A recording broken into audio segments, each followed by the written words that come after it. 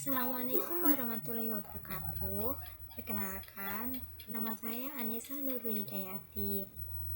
Saya perwakilan dari kelompok Pendidikan Kewarganegaraan yang akan mempresentasikan pada pertemuan 8 kali ini. Adapun nama-nama kelompok yakni yang pertama Muhammad Ambanggar Ramadhani, yang kedua Ahmad Khairuddin, yang ketiga Afifah Rahmawati. Kami dari STIF Pemuda Surabaya dengan dosen pemampu Bapak Priyo Utomo MSI. Di sini kami akan mempresentasikan pokok-pokok sebagai ideologi negara. Yang pertama, argumen tentang dinamika Pancasila sebagai ideologi negara. Yang kedua, argumen tentang tanggapan terhadap Pancasila sebagai ideologi negara. Yang ketiga, hakikat Pancasila sebagai ideologi negara. Yang keempat, urgensi Pancasila sebagai ideologi negara. Untuk pembahasan topik yang selanjutnya, yang pertama akan disampaikan oleh Muhammad Angga Ramadhani. Kepadanya dipersilahkan. Argumen tentang dinamika Pancasila sebagai ideologi negara. Dinamika Pancasila sebagai ideologi negara dalam sejarah bangsa Indonesia memperlihatkan adanya pasang surut dalam pelaksanaan nilai-nilai Pancasila. Pancasila sebagai ideologi negara dalam masa pemerintahan Presiden Soekarno. Bagaimana diketahui bahwa Soekarno termasuk salah satu perumus Pancasila, bahkan penggali dan memberi nama untuk dasar negara. Dalam hal ini, Soekarno memahami kedudukan Pancasila sebagai ideologi negara. Namun, dalam perjalanan pemerintahannya, ideologi Pancasila mengalami pasang surut karena dicampur dengan ideologi komunisme dalam konsep Nasakom. Pancasila sebagai ideologi dalam masa pemerintahan Presiden Soeharto diletakkan pada kedudukan yang sangat kuat melalui TAP MPR nomor 2/1978 dengan pemasyarakatan P4. Pada Soeharto ini pula, ideologi Pancasila menjadi asas tunggal bagi semua organisasi politik atau Orpol dan organisasi masyarakat atau Ormas. Pada masa era reformasi, Pancasila sebagai ideologi negara mengalami pasang surut dengan ditandai beberapa hal, seperti enggaknya para penyelenggara negara mewacanakan tentang Pancasila, bahkan berujung pada hilangnya Pancasila dari kurikulum nasional.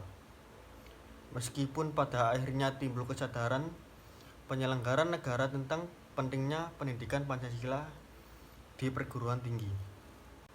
Argumen tentang tantangan terhadap Pancasila sebagai ideologi negara. Pada bagian ini akan ditemukan berbagai tantangan terhadap Pancasila sebagai ideologi negara. Unsur-unsur yang mempengaruhi tantangan terhadap Pancasila sebagai ideologi negara meliputi faktor eksternal dan internal. Adapun faktor eksternal meliputi hal-hal berikut. Pertarungan ideologis antara negara-negara superpower antara Amerika Serikat dan Uni Soviet antara 1945 sampai 1990 yang berakhir dengan bubarnya negara Soviet sehingga Amerika menjadi satu-satunya negara superpower. Menguatnya isu kebudayaan global yang ditandai dengan masuknya berbagai ideologi asing dalam kehidupan berbangsa dan bernegara karena keterbukaan informasi. Meningkatnya kebutuhan dunia sebagai akibat pertambahan penduduk dan kemajuan teknologi sehingga terjadi eksploitasi terhadap sumber daya alam secara masif. Dampak konkretnya adalah kerusakan lingkungan seperti banjir, kebakaran hutan, dan lain-lain. Adapun faktor internal meliputi hal-hal sebagai berikut. Pergantian rezim yang berkuasa melahirkan kebijakan politik yang berorientasi pada kepentingan kelompok atau partai sehingga ideologi Pancasila terabaikan. Penyalahgunaan kekuasaan atau korupsi mengakibatnya rendahnya kepercayaan masyarakat terhadap rezim yang berkuasa sehingga kepercayaan terhadap ideologi menurun drastis. Ketidakpercayaan terhadap partai politik atau parpol juga berdampak terhadap ideologi negara sebagai terlihat dalam gambar berikut. Terima kasih. Untuk topik selanjutnya akan dipresentasikan oleh Mas Ahmad Horidin. Hakikat Pancasila sebagai ideologi negara. Pada bagian ini akan dipahami hakikat Pancasila sebagai ideologi negara memiliki 3 dimensi sebagai berikut. 1. Dimensi realitas, 2. Dimensi idealitas, dan 3. Dimensi fleksibilitas. Dimensi realitas mengandung makna bahwa nilai-nilai dasar yang terkandung dalam dirinya bersumber dari nilai-nilai real yang hidup dalam masyarakatnya. Hal ini mengandung arti bahwa nilai-nilai Pancasila bersumber dari nilai-nilai kehidupan bangsa Indonesia. Sekaligus juga berarti bahwa nilai-nilai Pancasila harus dijabarkan dalam kehidupan nyata sehari-hari, baik dalam kaitannya dengan kehidupan bermasyarakat maupun dalam segala aspek penyelenggaraan negara. Dimensi idealitas mengandung cita-cita yang ingin dicapai dalam berbagai bidang kehidupan bermasyarakat, berbangsa, dan bernegara.